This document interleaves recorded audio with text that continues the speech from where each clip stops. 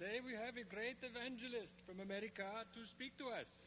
I am pleased for the opportunity to interpret for this brother since he does not speak our language. Thank you, brother. I'm so happy to be here. I would like to say thank you for lunch. He says thank you for dinner. I must admit, I have some butterflies in my stomach. What did you say? I have butterflies in my stomach. It seems that our guest has taken some flies into his stomach. But really, I liked your food. It was good. I really enjoyed it. You liked the flies? Yes, it was good. I enjoyed it. Well, he liked the flies. I want you to know that I am just tickled pink that you have invited me here. It seems now that our guest has developed a rash and has been scratching himself so much he has turned pink in places. I am especially ecstatic about the topic you have asked me to address. Our guest has a great deal of elastic in his dress. The topic is how to get people involved in spiritual ministries. He is going to tell us how to get people involved in ministering to spirits. You see, there are too many people running around like chickens with their heads cut off. What are they doing?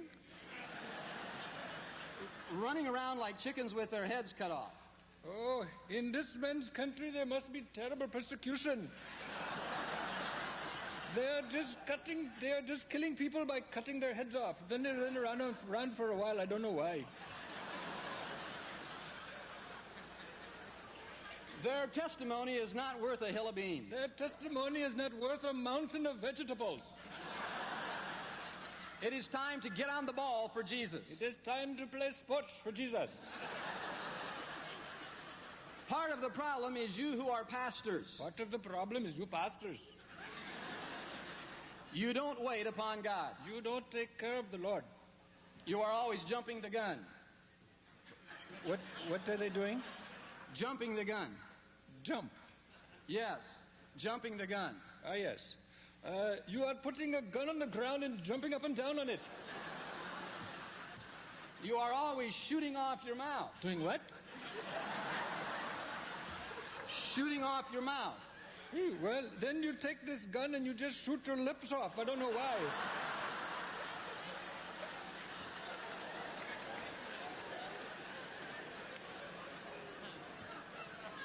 Then you stick your foot in your mouth.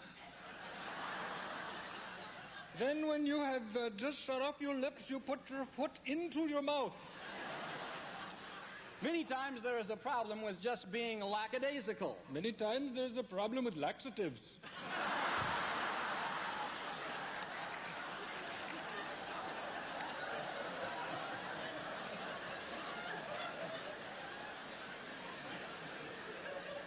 You must give them a reason to be glued to their seats.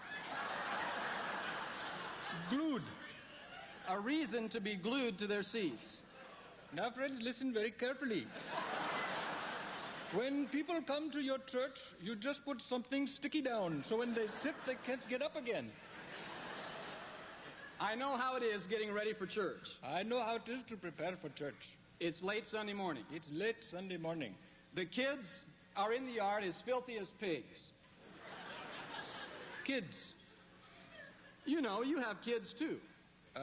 Yes. They have some baby goats in the yard and they begin to look like pigs. Then you bring them into the house. You bring them into the house. Yes, then you put them in the bathtub. You do. He puts the baby goats into the bathtub. And then you begin to peel the mud off them. Well, you begin to just scrape the mud off of them. In the meantime, your wife is busy making up her face. What is she doing?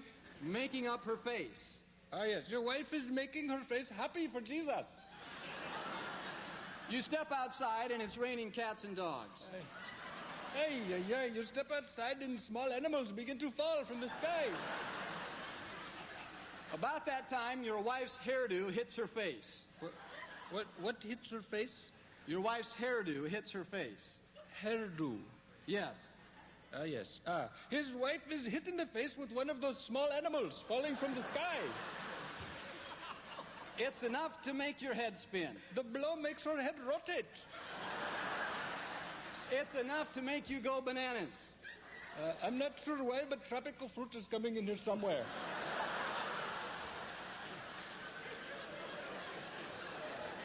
Well, you finally get to church. Thank God.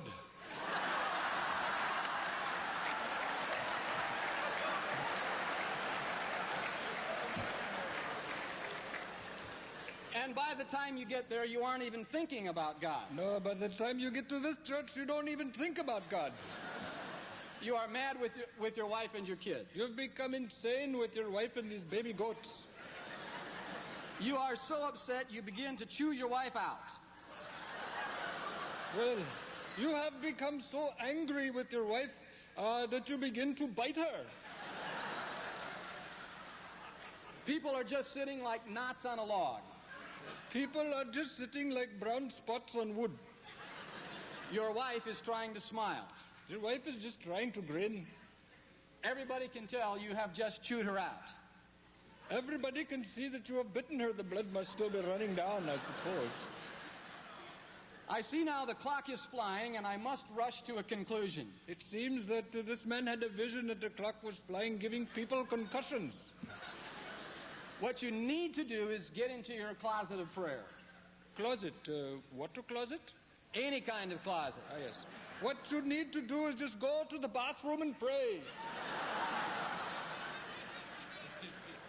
You need to go to the altar and get a hold of the horns of the altar. There are horns there? Yes.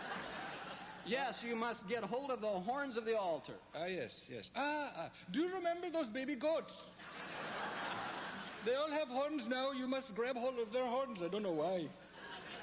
We need pastors with enough guts to fast and pray the house down. We need pastors with big guts who can fast and pray till the house catches on fire.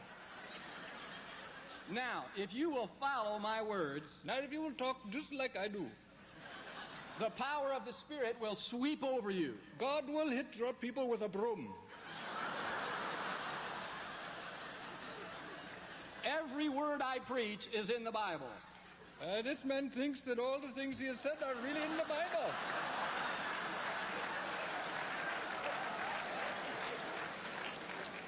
I hope that someday you can come to Omaha and be of as much help to us as we have been to you. I hope, my friends, that someday one of us can go to Omaha and straighten out this poor man's theology, huh? I want to thank you for the opportunity I've had to share these special insights from the Word. It has been great. Although we all know this evangelist from America is very crazy, let's all stand and clap so he doesn't feel bad.